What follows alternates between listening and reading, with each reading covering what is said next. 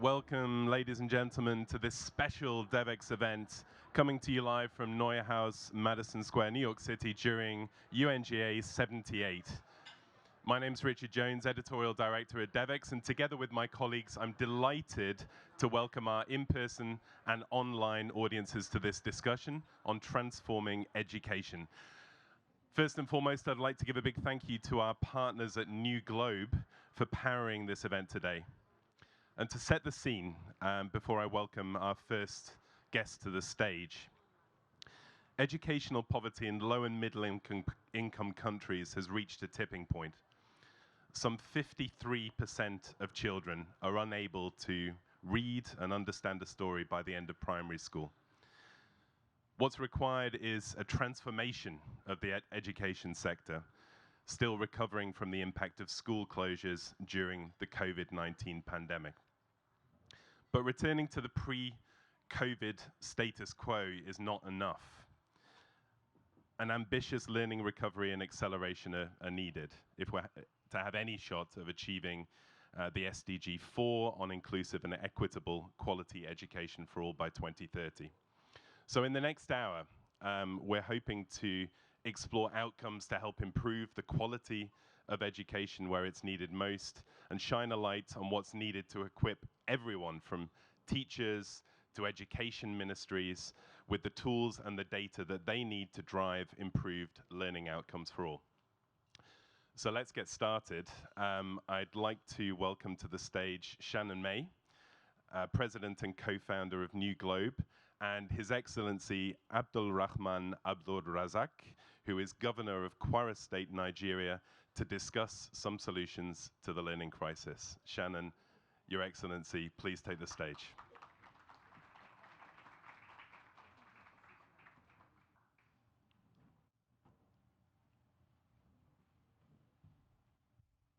Welcome, welcome. Thank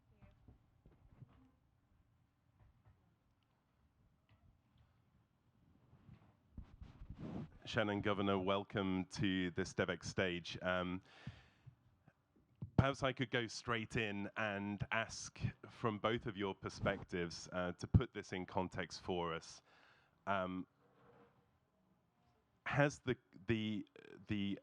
Why is it so urgent that we tackle this learning crisis, particularly on the African continent? Shannon, perhaps I could go to you first. Thank you, Richard. I mean, I'm sure many of you who've been in different sessions this week have started to hear about the learning crisis, not just on the continent in Africa, but globally. I think it's important, the context there is to put learning into the context of prosperity. This crisis isn't just one of education, it is one of our future prosperity. Every year, 1.7 million youth are entering employment age in Africa, yet more than half of them can't read a simple sentence, can't add 53 plus 17. If that's the future we are left with, it's not as bright as it could be. But there's a different future. In 2035, there'll be more youth entering employment in Africa than in the rest of the world combined. That's a powerhouse if it's empowered. But that's the key. How do we change that? And how do we empower governments and ministries to use their data to make decisions that can actually change how children learn? And that's the context, right? What future do we want is all about what we invest in education today. And Governor, from your perspective, what's really contributed to this learning crisis? What are the pivotal things that we should be doing urgently to help tackle it? Thank you very much. It's primarily about funding education, investment in education. That's the key. Last month, I hosted the president of the World Bank, AJ Banga, and invited me to India to see a process where technology was being introduced into education. And he felt that was a way to leapfrog the crisis we're facing now. And as he explained it to me, I told him, well, we have that process in Nigeria, and we're operating it in 3 states. And basically, it's important to put technology in every classroom, not just every school. Yes, you can have a school with a physics lab, a tech lab, but you need to put technology in every classroom and in the hands of every student. But we don't have the funds to put technology in the hand of every student. That's why it's important to make sure every teacher has a tablet, a technology device to impact the learning processes. Thank you. So that's the tools, Shannon, but there's also no information currently on the learning levels of 2/3 of children across sub-Saharan Africa. So to achieve our sustainability goals, what data is most important to gather and then to action? There might be more data than most people realize. I think some of it's hard to communicate, but leaders like His Excellency have focused on making sure that they are measuring how children in their state are learning. Not just taking a broad stroke, but actually enabling people to go and measure the English language arts and mathematics mastery of their children in grades 1 through 6. When you do that, leaders like His Excellency have been able to empower their ministries to then not pretend anymore, right? There might be a 12-year-old who's in grade 6, but that child might not be reading at a first or second grade level. But if you don't know, if you don't have the courage to go and actually see, then you can't act. But in Quora, where they have gone and they've taken the data on literacy and numeracy for hundreds of thousands of children, they've been able to make those changes. And in one term, they were able to cut the number of non-readers by 1/3. So in a third of a school year, reducing non-readers by over 30%. But that it requires the bravery to be able to admit where you are and then to say, I'm going to do something about it. And so if each government leader can follow the example that are being set by not just His Excellency, but other leaders across Nigeria and the continent, we can take that perception that there's no data, change it to the reality, but to actually act on it. And specifically at NewGlobe, what are you doing to assist governments, either at regional or national levels, to tackle this education crisis in practice? We do a lot of work on assessment to try to ensure governments can understand where their children are. But one of the things that we try to support governments to action that is then to bring in a digital infrastructure that enables the government itself to support its teachers with tablets, with smartphones, with applications that both publish information to them, publish content to them that meets children where they are, but really critically that empowers the ministry with the data to know what's happening, so that they can actually see per teacher, per child, what's happening in each classroom, what's happening over time in a year. And as a leader in government, that knowledge is invaluable. You can't govern with kindness or with progress what you don't know. But once you're able to understand what's happening, then you're empowered to make progressive decisions. And so we're really grateful where we have the privilege to work with governments who want to know what's happening and who have the boldness to then to act on it. And Governor Abdul Razak, Shannon mentioned just now the Quora Learn program. Before you launched that, education in Quora State was severely challenged. Could you reflect a little bit on the journey that you've taken since launch in April 2022? Well, thank you. It was a huge challenge when we took over in 2019. Then came the COVID pandemic, and we had to see what we'll do in the state. So we have peer review with other states, and majorly went around the states to see which states were doing well in education. And then we found out that it was the states, Lagos and Edo states, that Globe was in that were doing well. So quite surprisingly so. So then we started shopping around for the best partners to put technology in schools. And it was a no-brainer to settle for Globe. Now, it's not just education only. I don't know why the development agencies are not jumping onto this. World Health Organization, because you can easily take data for malnutrition from the kids from the schools, data on agriculture, out of school kids. So technology is a must in this school. We really have to do it and expand the scope of it. And so the aim of the program was to transform government primary schools across the entire state, making them more data-driven, using instructional learning, 360-degree support systems for schools, teachers, and pupils. What did that look like in practice, and what were some of the results that you saw in some cases within just a few weeks? Well, attendance shot up. Teachers were now more interested in teaching. It's just mainly about attendance. In some cases, we had 46% improvement in attendance. Kids wanted to now go to school and learn more. They wanted to know what a tablet is, see the tablet working. So the curriculum also, a teacher can come to the classroom and freestyle and say, oh, I learned physics, I graduated in physics. So that teacher will most likely teach 50% physics all the time. So you really can't freestyle. What you teach the students is on the tablet, so you're guided rightly. And really, I must say, it's just the way to go. Thank you. And so you've spent domestic budget from your state on education. You've invested in the future of your state, in the pupils that make up the future of the state. Right now, international finance institutions are talking about the need to localize development programs. What would you say to the likes of UNICEF, to USAID, to the Foreign Commonwealth Development Office in the United Kingdom, and others about how to localize aid? What would be your key message?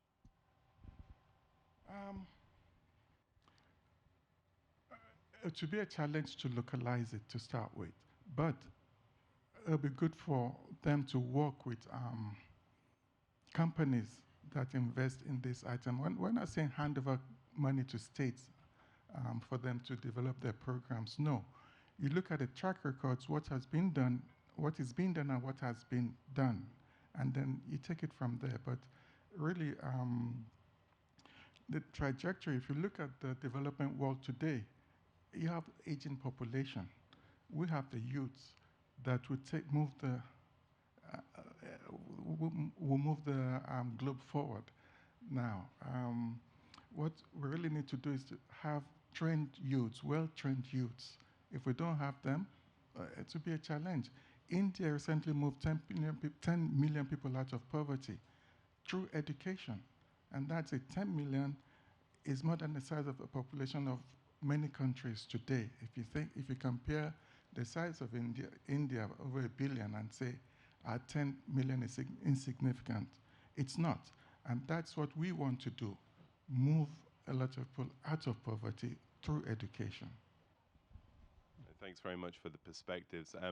Perhaps as time is a little short, I can ask both of you for your perspectives, as I think we'll be asking our panelists as well, our audience watching at home. Have your say online in the chat function during audience Q&A. Get some questions ready, and we'll come to as many as time allows. But the world is significantly off track in terms of missing its targets on Sustainable Development Goal 4 on education.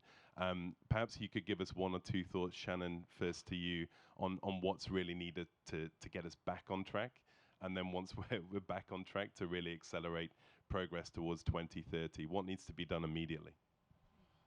I think immediately, those in development finance institutions should pay attention to programs that are working in states that have had the courage to implement them. And double down. And double down, but through measuring, proving, and then seeing what can happen. So, like in His Excellency's state, prior to his investments, the learning levels within Kwara State were similar to those of the Republic of Congo.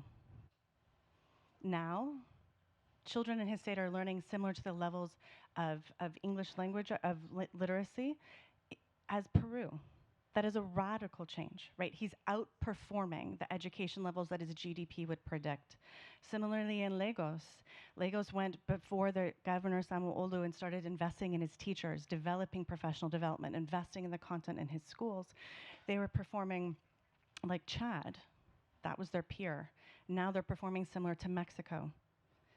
To be able to outperform your GDP per capita means that very quickly, rather than waiting a generation, 2 generations, 3 generations for economic change to slowly trickle down to your schools, if you invest in your schools now, you can leapfrog and have 2035 and the years leading up to it and after it be years of prosperity, of youth development and youth contribution, rather than a pretty scary unknown. And so I think it's, we're halfway to the SDGs, right? But we're not halfway to failure if you look at specific examples. So I think we need to look at case studies where there have been, there are effective work happening out there, not just here, elsewhere, and not get discouraged, but be rigorous, be harsh on ourselves of like trying to look for what is working, where is it working, why is it working, and then focus on that rather than be like, oh, I don't know, I hope something nice happens in the next 7 years. We need to act with more urgency, more rigor, and to just work harder. Thank you, Shannon. And Governor Abdul Razak, would you echo that call for urgency and action? It's the urgency of now. I'll give you an example. Over 4 years ago, we had slightly over 350 medical doctors. Today, we have less than 100. They've all moved abroad. So you see, we really need to bridge that education gap now, and we need the tools to bridge it very quickly. Okay, well, I think we're out of time. So Shannon, Your Excellency, Governor Abdul Razak, thank you very much for joining us on the Devex stage today. Big round of applause, everyone.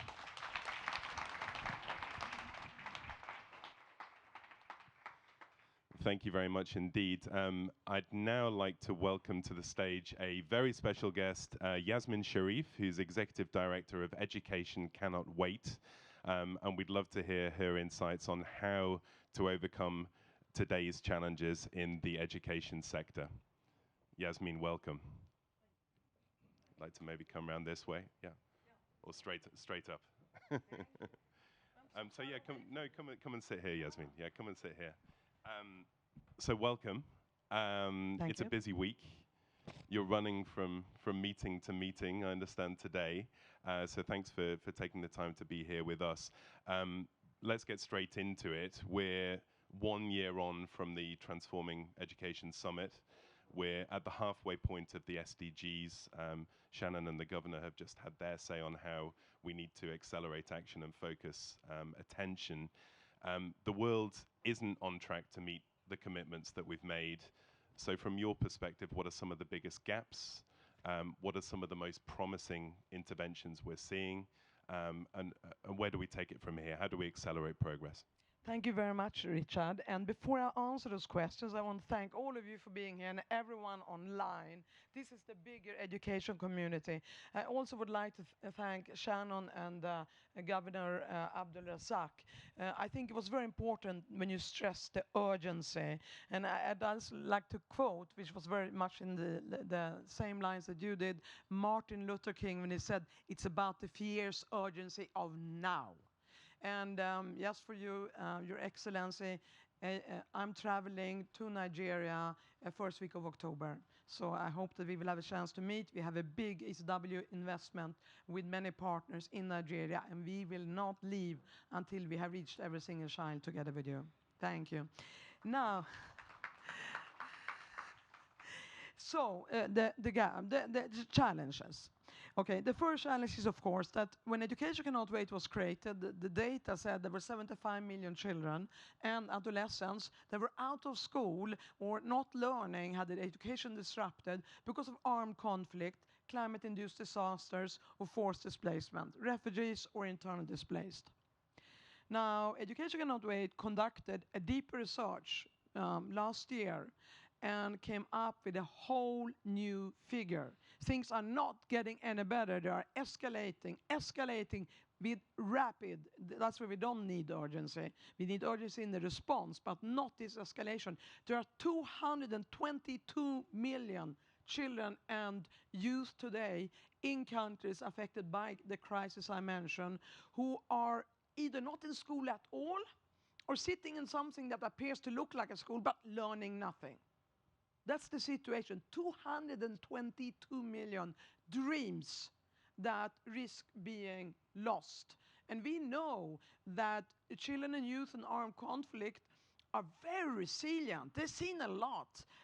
And if you can take that power, that energy, and translate that through a good quality education, you're going to have the next generation of brilliant governments, lawyers, teachers, nurses, doctors, innovators, because they have that inside them, but it requires a quality education, and we are not there. The other big is also, and remember this, the staggering number, that 9 out of 10 children and youth, 9 out of 10, these figures translate into 9 out of 10 in these crisis countries do not learn anything. 9 out of 10. And then, of course, as we all agree, we'll speak about Afghanistan later, but it's not just Afghanistan. We see it with the Boko Haram areas in northern Nigeria. We see it elsewhere, sub-Saharan Africa, Middle East, but particularly in Afghanistan, is the enormous gender inequity for girls' access to education. We know we have this infamous and horrible violation of human rights and women's rights of banning girls from going to secondary school and suspending tertiary education. And as you know, but we will speak about that later, I'll come to that. So these are the challenges. The first. The second big challenge, and I speak as a global fund, but I know for all of us who are out there doing the work, host governments, NGOs, UN agencies, it's financing. Financing. So education cannot wait. We, in our new strategic plan, we require a minimum of $1.5 billion to reach 20 million more children by 2026. Okay, so far today we have got additional announcements, which I need to keep a little bit until it's done by them officially to the broader public. So there's no inside track today, Yasmin? Yeah, but no, I'm not going to give it to you right now, but you'll get it by the end of the week. We have mobilized close to 900 million out of the 1.5 billion. So we are getting closer and closer. However, so that is the biggest challenge, but let's say, high net worth individuals, private sector, and governments who haven't yet contributed their full potential, if they would come in and contribute not 1.5 billion, but 10 times more, we could eliminate the whole challenge of 222 million children out of school. We would reach 200 million children within the coming 6 years, because we are moving in such a speed. The first half a year that Education Cannot Wait was created, we reached 500,000. Last year, 2022, 4.6 million with a quality education, school meal, academic learning, social emotional learning, sports, arts, training of teachers, empowerment of teachers, infrastructure, school supplies, holistic, the kind of education that we got. And if we can do 4.6, having done initially 500,000, you see how we are escalating also our sense of urgency of now without compromising on the quality. Everything is in place. We need the funding. So again, it's doubling down on what is working. Yeah, exactly. It's working. It's working. We had an independent evaluation. I'm coming now to the promising interventions.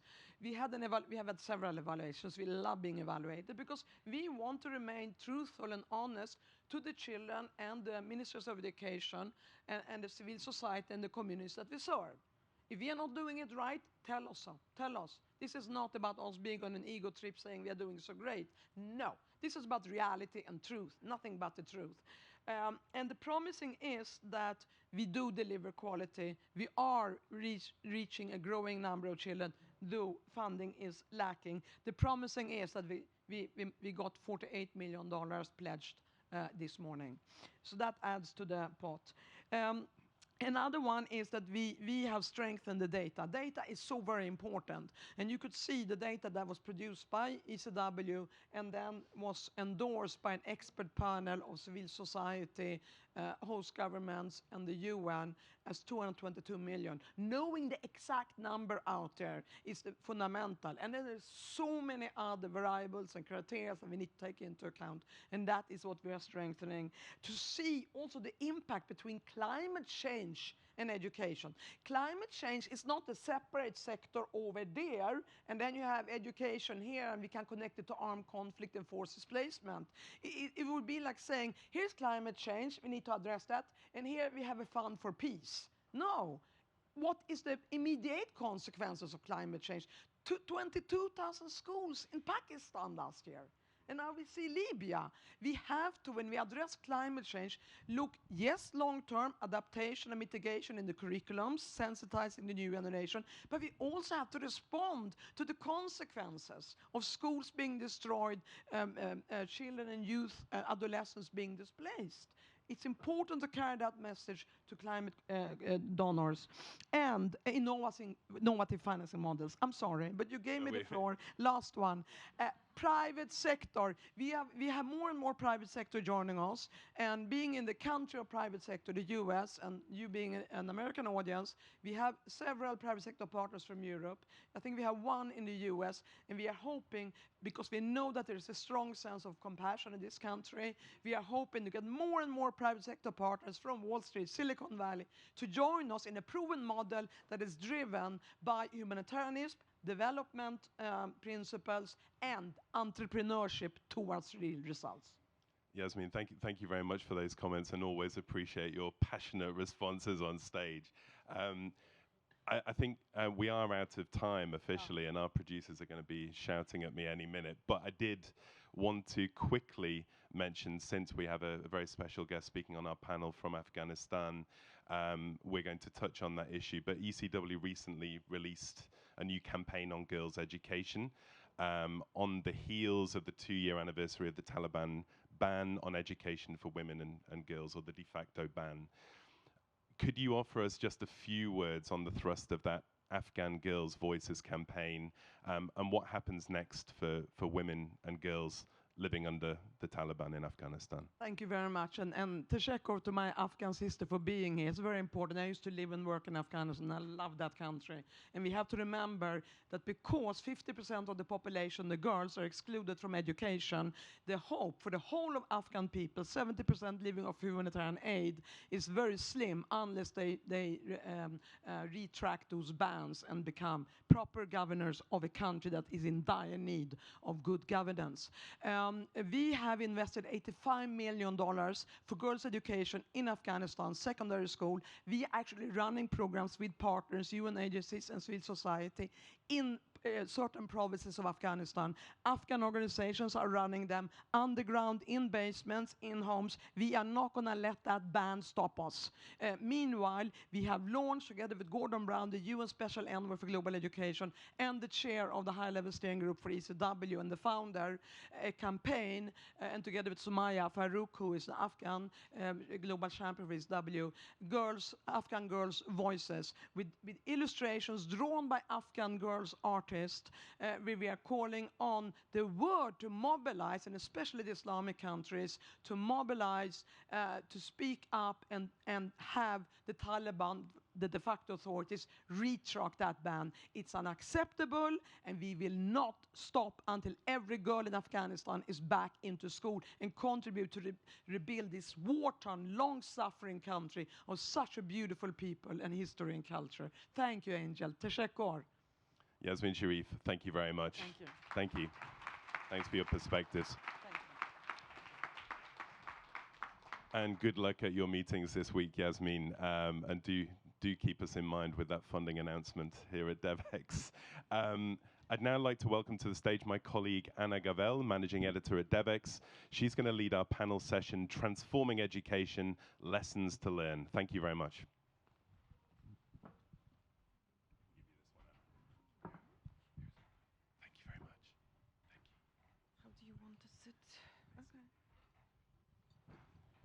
Thank you, Richard. That's a tough act to follow, but I'm confident we will. We have an excellent panel today. So to introduce our panelists, we have Palwasha Hassan. She is Senior Technical and Program Director at Mina's List, which seeks to build just and peaceful societies by advancing women's political leadership and participation globally. Prior to joining Mina's List, she was a Senior Fellow at Georgetown University, and while in Afghanistan, she was the former Executive Director of the Afghan Women's Educational Center and a founding member of the Afghan Women's Network. Welcome, Palwasha. We also have Jen O'Donoghue. She's a Senior Fellow and Deputy Director of the Center for Universal Education at the Brookings Institution.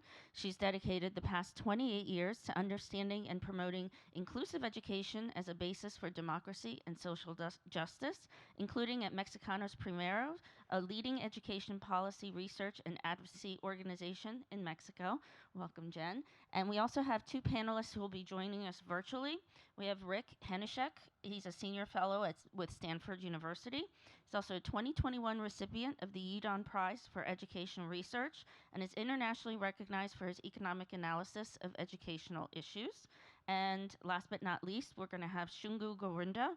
She's Executive Director of Africa at CAMFED, which is a Pan-African movement revolutionizing how girls' education is delivered.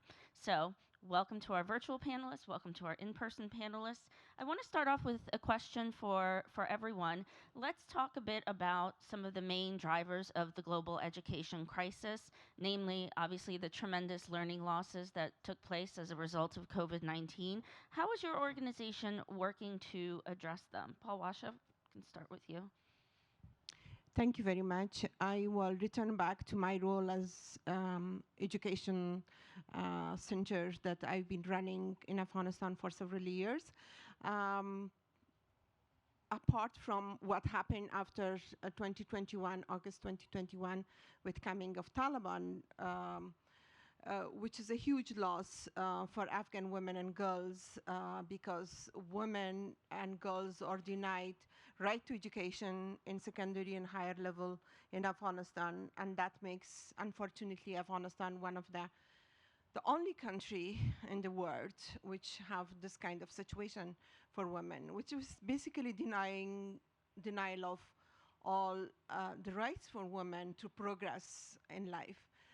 With that pathetic situation, I think it's very less to say about what's going on right now.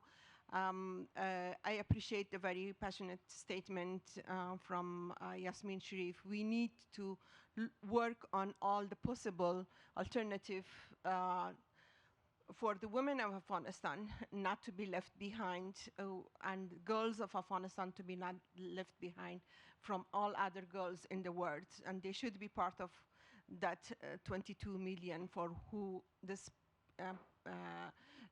plan is to help them to be part of this inclusive education. Prior to that, in Afghanistan, I think in last 2 decades, there have been significant changes, especially with the school enrollment for girls.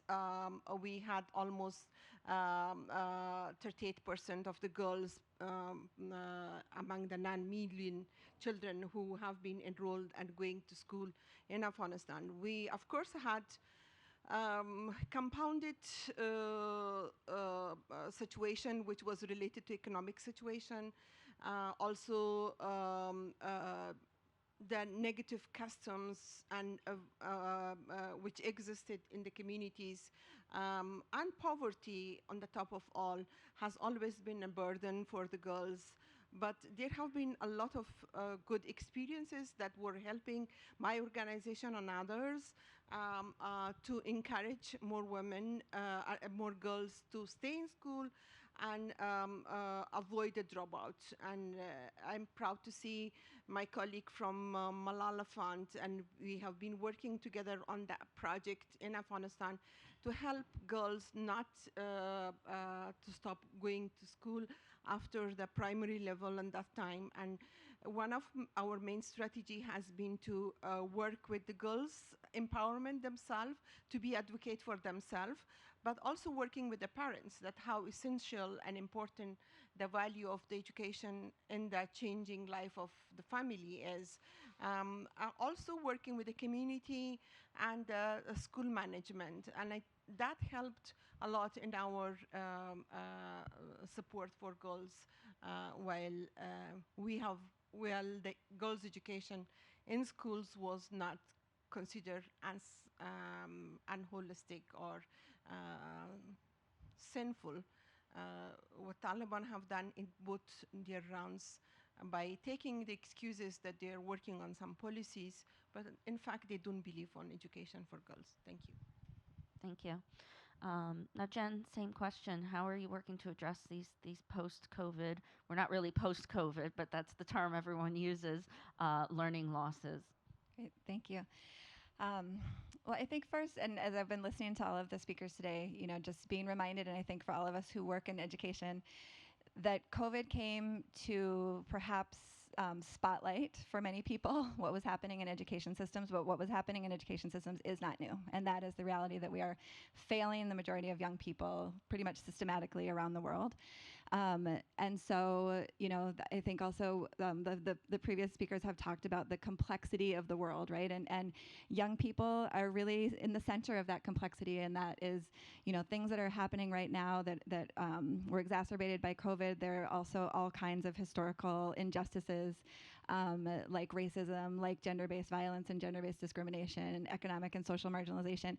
And I think, at CUE, we are really convinced after 20 years of working in this space that we can't just have incremental change. A program will not change things for young people. What we need is fundamentally to transform education systems, and that this systems transformation really involves working across education ecosystems. So we have to work with everyone. We have to engage actors, whether they are in schools, in communities, in local district education offices, in ministries of education, in the private sector, in civil society, which is the space that I worked in for many years, almost 2 decades in Mexico. So how do we bring people together across these ecosystems? And then how do we bring people together to develop a clear and shared purpose? What is the purpose of education? What are we fighting for?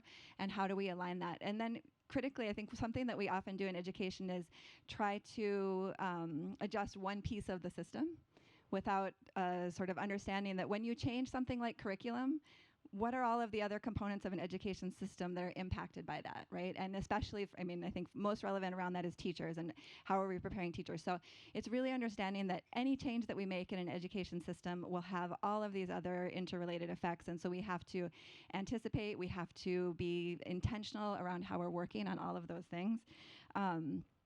Critical to education systems transformation, as well as understanding and working with both what are the visible aspects, visible components of systems, and these are things we can see and sort of feel and understand, I think, more clearly and have front and center. But there's also a whole world of invisible elements that include beliefs, that include norms, that include attitudes. How are we also working to transform those types of elements in an education system? And then, key to this also is localization, which was mentioned earlier, and really understanding local context, local agendas, local priorities. And so this is sort of a model of systems transformation that we're using and how we're going to move forward. We've been working for about 20 years now with many partners located in different sort of settings and spaces across these education ecosystems in almost 40 countries, I think now, and really trying to think about how can we use our sort of space that we occupy to weave together networks, to create opportunities for people to come together, to learn together, to share information, to strengthen their capacity, and really to bring those local agendas into, whether it's regional conversations or global conversations, so that global actors are the ones who are deciding what needs to happen, and the rest of us are here to understand what's needed, understand what our role can be, and to support that. Shungu, likewise, what is CAMFED doing to address the learning crisis? Thank you. So CAMFED supports girls from the poorest families or the most marginalized communities to not only enroll, but also to thrive or succeed in school, and beyond that, to graduate into secure livelihoods. and lead change within the system. So looking at how those who have succeeded despite the odds, despite the multiple barriers they face within the education systems, to really leverage their leadership to invest back in supporting the next generation of girls. Now, as CAMFED, we have supported directly about 1.6 million girls to better succeed in secondary school. That's across 5 countries since we were founded 30 years ago. But we remain very impatient and with a bolder ambition, again, to what other speakers have shared, looking at, yes, there is progress in removing some of the barriers to access as well as to learning, be them removal of fee structures within some education systems, Tanzania, Zambia being some of the examples in countries where we work as CAMFED, the putting in place of policies that allow pregnant or teen mothers to return to school, so re-entry policies where before this was a major challenge, but really the shifts are very slow. The pace and the scale also very restricted, such that the inequalities, particularly those that affect girls the most, continue to increase. In sub-Saharan Africa, 95% of girls from poor families never complete secondary school. And so asking ourselves the question, what happens and how is the system failing, or what should the system do better, not only CAMFED, but working within the broader system to support girls' education. And we have learned and continue to learn, also looking at the impact of COVID, also looking at climate crisis that have affected some countries on the continent, that firstly, comprehensive support is critical. The material, the social and learning support, tapping into social, other forms of capital that exist within communities to support the most marginalized girls to be in school. So that direct intervention is some of the work that we do, and we provide, be it bursaries to cater for school fees where this exists, or other material needs for girls to be in school. Another critical component is the social and learning support, in addition to the material support. So girls from poor households often suffer from, lack of confidence, issues around low self-esteem, and we have learned, the impact that has as well in terms of their learning experiences, their learning journeys and outcomes as well. And they tend to participate at the margins of the classroom. So there is that exclusion or marginality in terms of enrolling in education, being in school, but within the class setting itself. So we have a CAMA association, or CAMFED association, a powerful network of currently over 250,000 young women who have been supported by CAMFED through school over the years, who take up the responsibility to invest in supporting the next generation of girls through school as guides, providing the learning and peer support for those who are walking that journey. They have the relatable experience, the proximate leadership of having, beat the odds in the system. And so they work closely with community structures, supported by CAMFED as well, and existing school systems to provide that learning and social support to girls through school. So just a snippet in some of the work that we do as CAMFED. Thank you. Thank you, Shungu. So, Rick, you're the author of numerous studies on the effects of class size reduction, school accountability, teacher effectiveness, and other topics. What are some of your thoughts on addressing these lost learnings, if you will? Thank you very much. The series of insightful comments here, I can't add a lot to what the people on the ground are doing, but I'd like to circle back to what Dr. May and the governor were talking about this morning. There is an urgency, and the urgency is around getting the quality of education up in our developing global South world.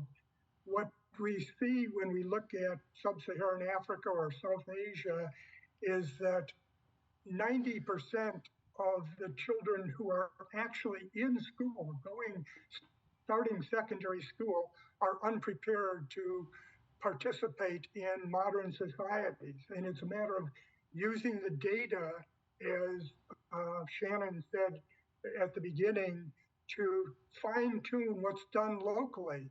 Each of the people who talked in this panel has indicated the necessary contextualization to the local situation. We have to have local solutions.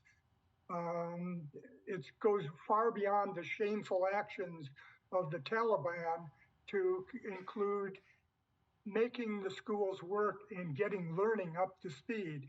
If we don't do that, the urgency is that we have no hope of meeting any of the sustainable development goals if we don't get the education up. Education provides the means to improve the productivity and the economic growth and provide resources that can allow us to try to reach the other of the 17 sustainable development goals. And if we don't fix our schools, we have no chance. Very true. Jen, I wanted to circle back to you. From your experience, why is inclusive education so important as a basis for democracy and social justice? And do you have any specific country examples of that? Yeah, I think this question for me boils down to one thing, which is really human rights. I mean, education is a right, and that means it is a right for everyone, everywhere, every time.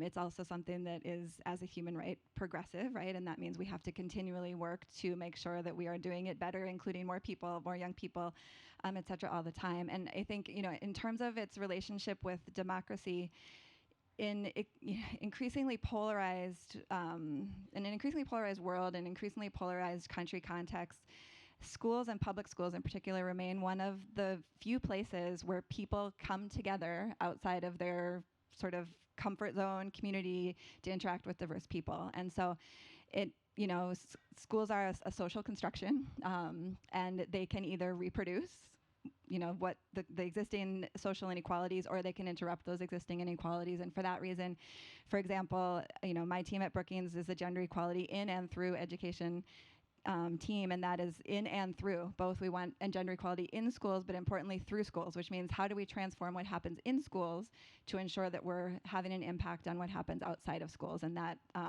social inclusion, social justice aspect. And I would give one example, which I think this question is challenging because I don't think we have a lot of really great and successful examples of at a country level. But I just want to go back again to what I was talking about in terms of transforming systems. And this is an example from our work in Mexico, and I'll try to give the brief version. In 2017, we did a big study about the state of inclusive education in Mexico, found many problems, but one of the things that we wanted to do was really think about how do you activate an education system from top to bottom and with one issue. And so we were lucky enough to meet a young girl at that time. I think she was 7. Citlali is her name, and she is from an indigenous community in Mexico. She also has Down syndrome and is a girl and lives in a high poverty situation. So she was sort of sitting at the intersection of many exclusions, and the education system in Mexico was organized so that you could either be indigenous or you could have a disability, but you couldn't have both because you couldn't find the services to serve a person who sat at the intersection of that. So this was a court case that we brought. It went to the Supreme Court. Citlali won her case, and it then led to a whole bunch of changes throughout the system. But at the same time, recognizing that we had to be in the community where she was, working with families, working with teachers, working with the director of the school, and being there weekly, monthly, to ensure that it happens. And so again, this is just really understanding the dedication to inclusion. It's something that I think we throw around in the world of education, but really requires us to think intentionally, to think systemically, to think from again across that education ecosystem of how do we have to, if we want to at the end of the day change what is happening in the lives of a young person, how do we have to ensure that every actor, every system that young person is interacting with knows what they need to do to support her and has the possibility, right? We have to make it possible for these other actors to act in the way they need to as well. Thank you. Oh, Pawasha, starting immediately after the Taliban takeover in August 2021, women were ordered to stay home from work, and girls in 6th grade and higher were prohibited from attending school, as you are well aware, painfully aware. Can you talk a bit about your own personal journey and what you want to see the international community do moving forward when it comes to education for women in Afghanistan? Thank you. Uh, I think looking back to my personal journey is very painful because for someone who have been working with women for decades, and suddenly overnight you leave your work, your job, everything in the fear of prosecution under Taliban, because before they arrive in Afghanistan, they have been warning some of the women leaders and civil society organizations for their activities, and as soon as they took over, they also came to the offices, and including my own office, and to our homes, and that left us no doubt to that we are no more safe under this new kind of rule that they will be having in Afghanistan. Regarding what we ask the world to look to Afghanistan, I think we have been waiting long for Taliban to change their policy, and for 2 years we don't see any sign that it's really a technical issue which they put on table and say that institution or the environment is not Islamic enough or according to their own interpretation. And I think it will never be, because we don't know what that model is except to sweep women maybe in the darkest rooms forever. So it's important to focus on all different alternatives. I think from the first round of Taliban rules, there have been a lot of experiences by women and women groups by starting underground schools.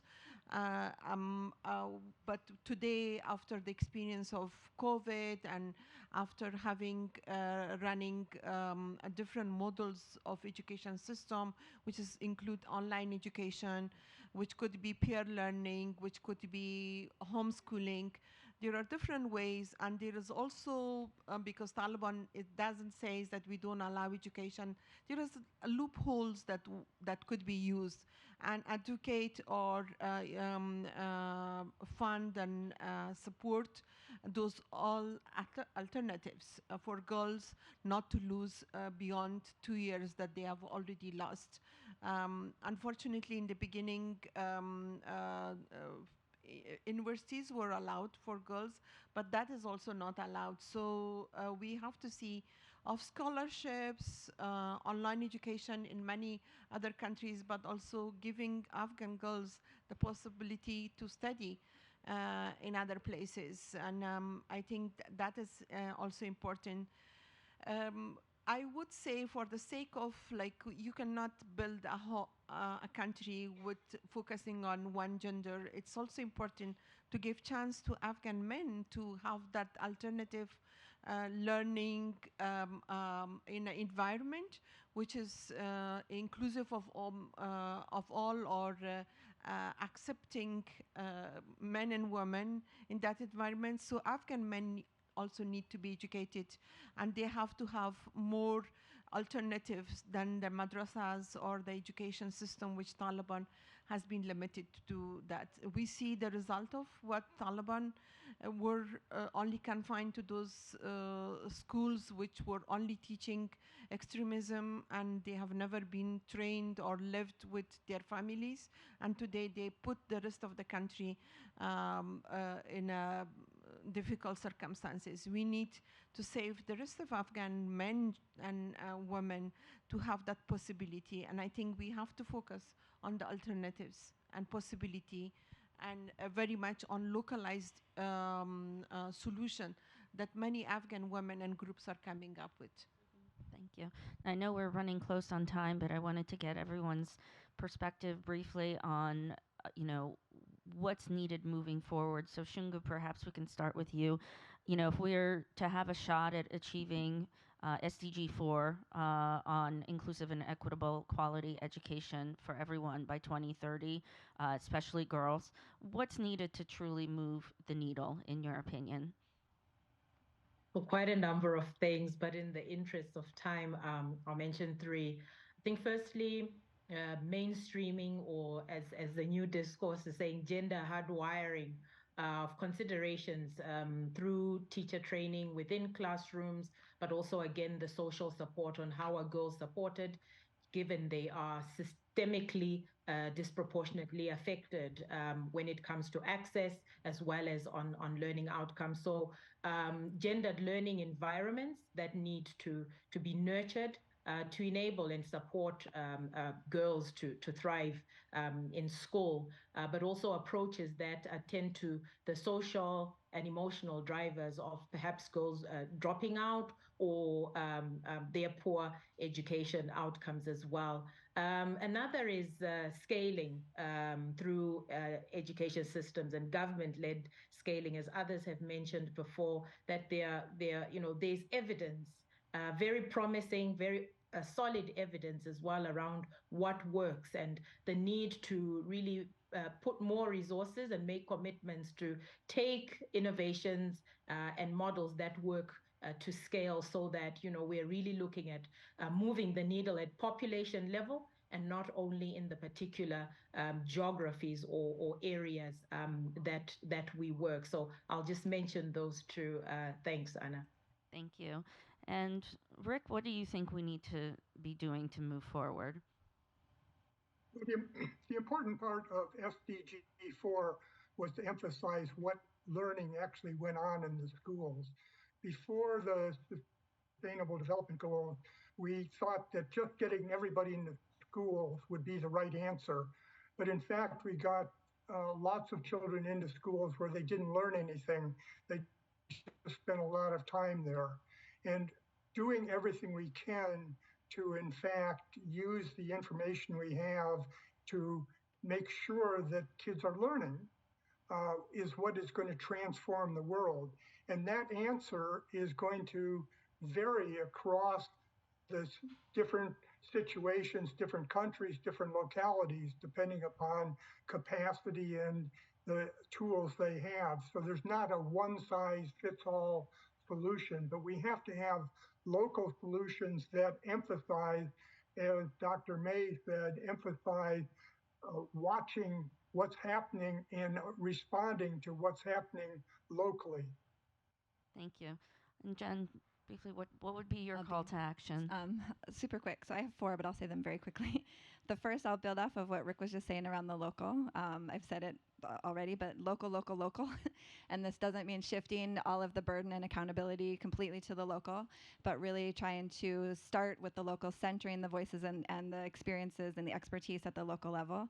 We need better evidence and better research, but to do that, we need to expand our definition of and our understanding of who is an expert, who has expertise, who can research, to include, again, local people, local young people, teachers, local community members, local actors, to help understand and learn from the work that they're doing. Collaboration and coordination. We need spaces where people can come together, again, across ecosystems, locally, regionally, globally, and we need entities that can coordinate that type of sustained collaboration. It often depends on relationships, personal relationships between people, but we need it to depend not on that, but to really have like mechanisms and institutionalized ways for people to collaborate in a sustained way. And then finally, and I didn't get a chance to mention this too much before, but really centering young people and young people's agency and understanding that they need to learn how to read, and they need numeracy, but importantly, they need to develop a whole range of skills to be agents of change. They are living in these complex situations already, and they need many things and spaces to be able to be those agents of change in their own lives, in the lives of their communities, and in the life of the world. Thank you. And Pawasha, just to wrap up real briefly before we get to audience Q&A, what are you hoping to see at the end of this week and moving forward? Sorry, can you? What do you hope to see at the end of this UN General Assembly and then just moving forward? I think the most important thing is don't forget Afghan women and girls, and the real world security lies where women are safe and secure, and they cannot only be secure by no fighting, but also have the right to progress, and education is key to all of this. So I hope this UN Assembly remember Afghanistan, and they still invest and support the situation of girls in my country. Thank you. We do have a question from an online viewer, so hopefully the production team can pull him up like magic. So Mohammed, I think, is on. There we go. Mohammed, hello. Can you say hello and just introduce yourself to the audience? Yes, hello, good morning. I don't know if it's morning or afternoon. Um, my name is Mohammed Sabo from Nigeria. It's good to be with you today. Thank you. And we were just wondering, do you have some thoughts on this topic or any particular questions you might have for our panel? Yes, thank you so much. And it's a pleasure to join this conversation online. And I've been following the conversation from the beginning where the governor from Nigeria spoke, and as well as Yasmin Sharif. I wanted to really speak to what they talk about as some of the thought I have on this conversation. Now, as somebody who comes from the civil society space, we are more interested in holding government accountable and also seeing what is being done right and all of that. I wanted to state a different opinion about what should be our priority in ensuring a good learning outcome in low-income countries. His Excellency talks about more funding and the need to get teachers iPad and tablets so that they can be able to teach their students. And I beg to differ with that as somebody who, of course, is in Nigeria and who also engage with this local community. I really want to, I wish was here, but I wanted to really emphasize the fact that there are more children who are not in school completely in the rural areas because of lack of infrastructures and lack of teachers in cases where there are classes. And for me, I wanted to ask if the learning crisis that we're facing in low and low income countries is about funding. What are we doing with the funding that we have? Have we been making good use of those funds and in a smart way? So I want to see where we have a framework of really applying the fund we have to the most pressing need of the education crisis. And for me, it should be really about those who have no access at all, those who are either are mostly in the rural area, really in the marginalized communities. And I think we should really focus more on those places than talking about an iPad for teachers. And just to also comment on Palwasha, good to see you again. There are indeed millions of other children in Afghanistan, unlike in Nigeria, who are in religious centers, who also do not have opportunity to have any form of learning. Perhaps we may need to define and expand the definition of what out-of-school children means.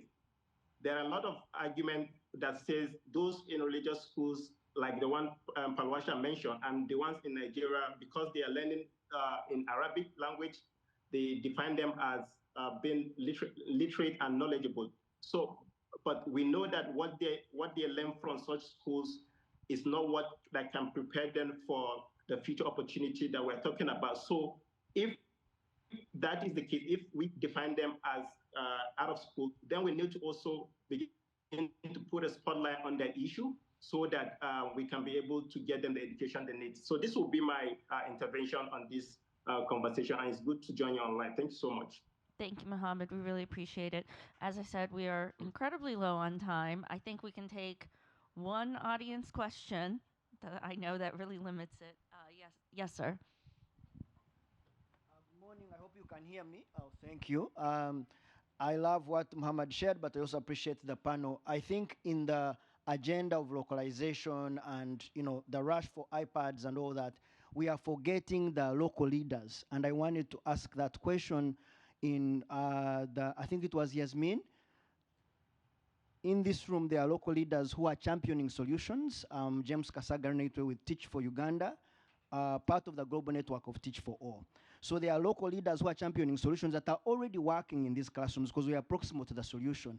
However, when all these big funds come, either they go to government or they ignore the civil society leaders like Mohammed, and therefore the work remains at the surface. When you go deep to our communities, we have classrooms today that are 250 children in one class. They have even removed desks and you don't even have where to sit. So us, with my colleague Charlotte, we have deployed technology to enable a teacher put an iPad, put a projector, and put a speaker so that when the teacher is teaching, is showing the video that the kids are able to learn. Otherwise, you cannot teach 250 children. So my request is actually not a question, is that funders need to work with civil society as well as they're working with government, but also identify local leaders who are championing solutions that are actually helping move the needle forward. Yeah. Thank you. Thank you. Well, and I think this just gets to the point of local, local, local. And I don't know if there was really a question there, but I like the statement. And I'm going to end on that note because we have a jam-packed lineup of speakers. So I want to again thank Mohammed, Shungu, Rick, Jennifer, Pawasha. Thank you so much for all of your insights. You can give a round of applause. And now I'm going to welcome Richard Jones back to the stage.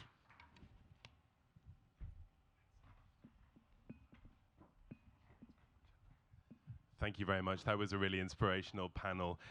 We are tight on time, as Anna mentioned, so I'd like to immediately welcome up to the stage Shannon May from NewGlobe, just to give us a few brief reflections on the panel that we've heard, the conversations that we've had here today, before we wrap up the session. So Shannon, yeah, maybe you could just give us a few brief reflections in the few minutes that we have left here. What's one thing that you'll take away with you from the conversation? What's your call to action for all of those people here in the room or those watching around the world on live stream? Again, sort of back to this question of accelerating progress on SDG 4. How do we keep the momentum moving forward?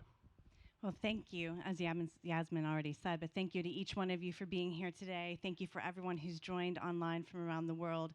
Everyone contributing to this conversation has an important contribution to make sure that we keep deliberating what is going to be the right decisions making forward. We keep pushing forward on action, that we remember that this is urgent.